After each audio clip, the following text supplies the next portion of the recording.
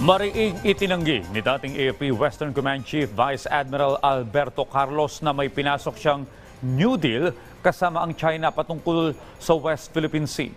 Iginiit ni Carlos na wala siyang isinisukong teritoryo ng Pilipinas. Si Patrick De Jesus sa detalye, exclusive. It was just an informal, casual conversation. Sino ba nagre-record ng casual conversation, phone conversation, di ba? Ito ang binigyang diin ni dating AFP Western Command o Westcom Chief Vice Admiral Alberto Carlos patungkol sa natanggap na phone call mula sa kinilala niyang Colonel Lee na isang military attaché ng China. Sa eksklusibong panayam, sinabi ni Carlos na bilang Westcom Commander na nakabase sa Palawan malapit sa West Philippine Sea, madalas niyang makasalamuha o makausap ang iba't ibang diplomatic representatives, kabilang na ang mula sa China. Una nang kinumpirma ni Carlos na tinawagan siya ni Colonel Lee noong bagong taon at giit niya wala siyang pahintulot na i-record ito.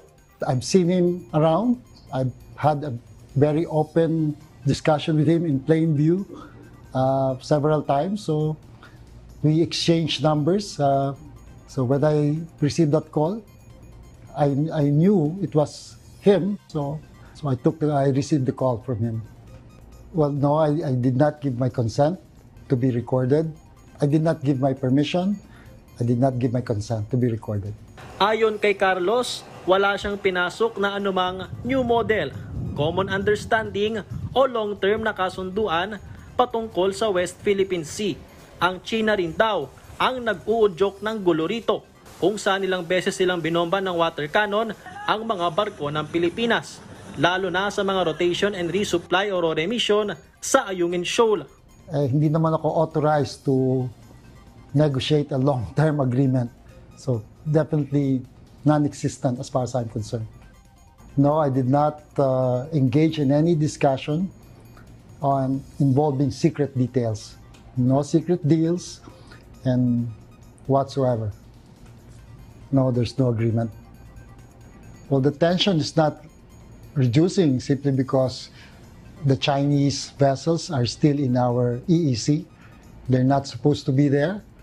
They're increasing their numbers. Aside from that, mas nagiging aggressive pa sila. Close quarters, dangerous maneuvers against our vessels. The tension is because of their illegal presence there. Ang personal leave din anya na kanyang inihain noong unang linggo ng Mayo ay para sa isang wellness break. Sa gitna nito, nanindigan si Vice Admiral Carlos na wala siyang isinuko na teritoryo ng Pilipinas. I have not compromised the country's territorial integrity. I have not given up our sovereign rights and entitlement. I am a soldier for the Filipino. I remain a loyal servant of the Republic. Hinikayat din ng dating Westcom Chief ang mga mangingisda na patuloy na itaas ang bandera ng Pilipinas sa West Philippine Sea. Mensahe naman niya sa mga sundalong bumubuo sa AFP Western Command, ipagpatuloy ang trabaho. Patrick De Jesus para sa Pambansang TV sa Bagong Pilipinas.